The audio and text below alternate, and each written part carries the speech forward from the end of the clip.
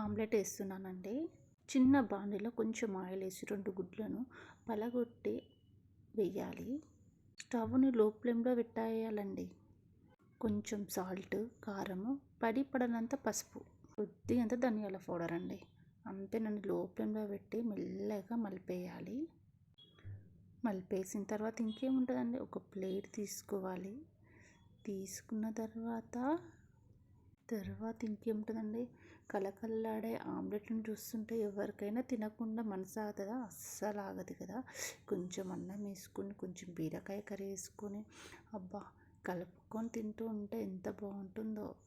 చాలా అంటే చాలా టేస్ట్గా ఉందండి. ఒకసారి మీరు కూడా ఇలా ట్రై చేయండి తిని. ఆమ్లెట్ అయితే చాలా మందికి ఇష్టం ఉంటుందండి. పిల్లలు అయితే మరీ అడిగి వేయించుకొని తింటారు కదండి.